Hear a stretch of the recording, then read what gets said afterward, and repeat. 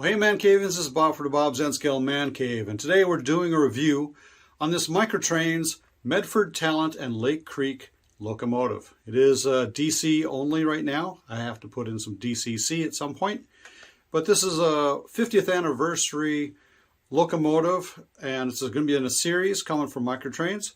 Also, that came out in the past month is their caboose.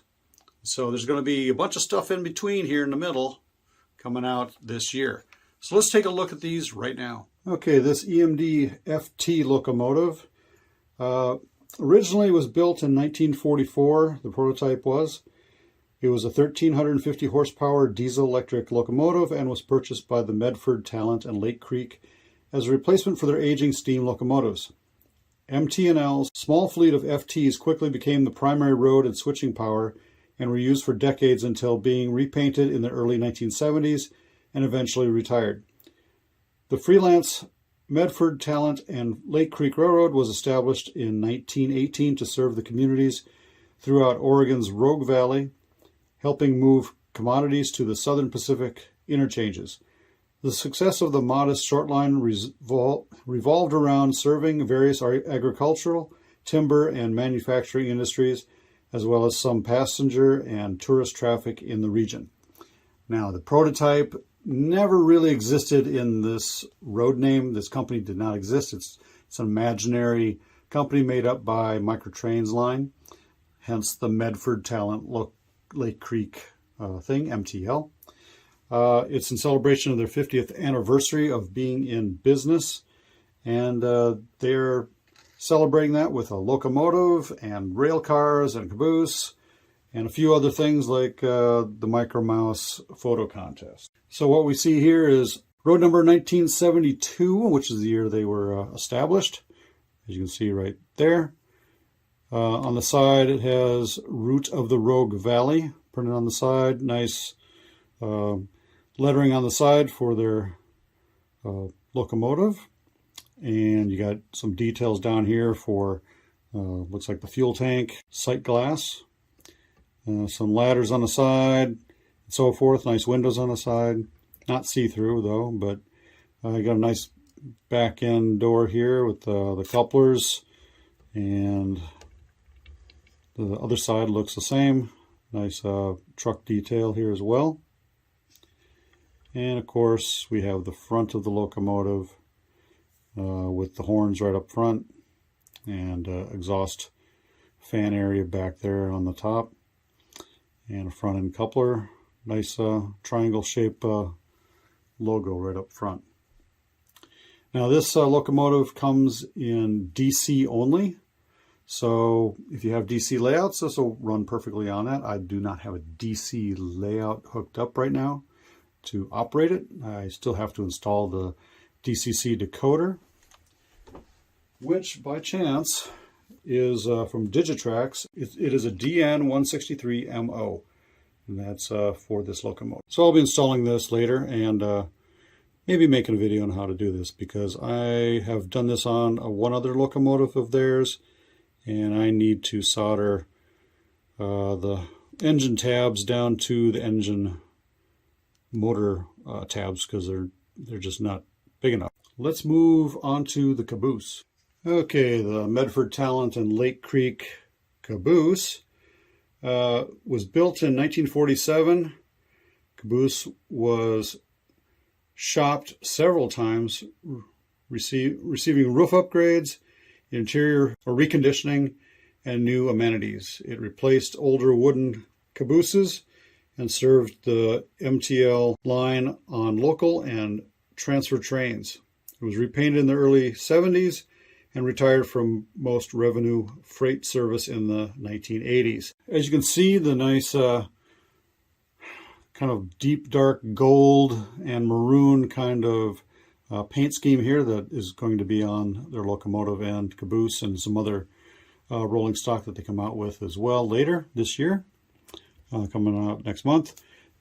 This also has road number 2022, which represents obviously this year, and nice lettering on the sides, handrails on the back, and a wheel brake down here.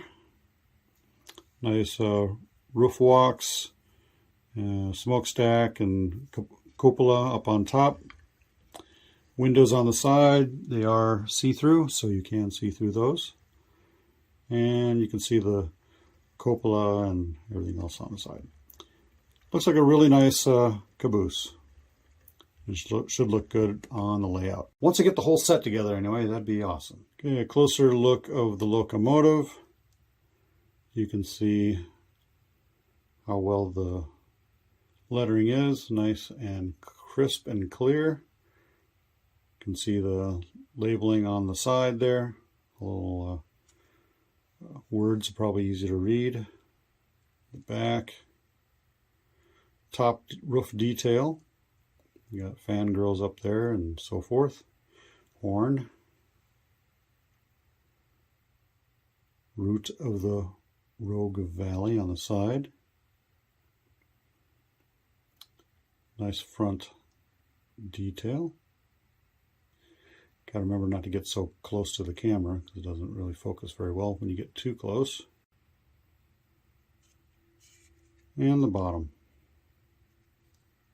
Okay, in order to take the shell off to put a DCC decoder in, you're going to have to take out this front coupler and just unscrew that. That makes room for the motor to fall out of the body.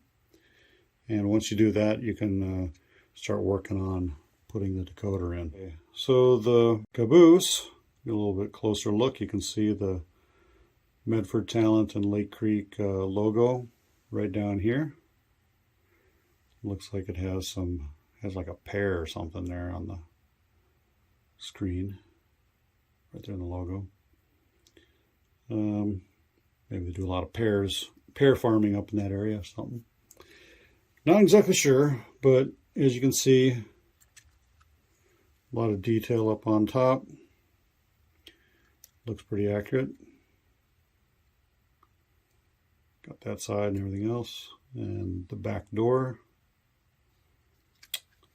Also, there is a box down here, probably a generator box or something. Not exactly sure, but got a lot of things in there. And so yeah, a lot of detail on the bottom. Microtrains, couplers, and wheels, of course. There you go, ManCavians. That's been my review of this FT unit locomotive and this caboose from Microtrains line. Their Medford Talent and Lakecreek fictional railroad line. These are going to look really nice once I get the whole set.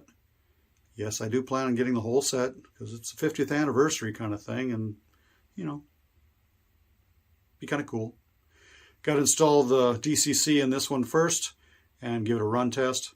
I don't have a DC layout kind of hook up to play with it right now, so still waiting on the decoder to get installed, which I'm gonna have to do. So I'll show you that one later. So I expect it to run just nice and smooth like some of the other ones they have as well. And you know, with a little glitches here and there, putting it together, who knows? It should be just fine.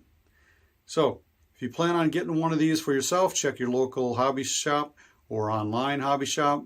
I happen to get these at modeltrainstuff.com, and they are still available. So, as always, ManCavians, if you like what you saw here today, consider subscribing down below. Ring that bell as well to get notified of future videos like this one.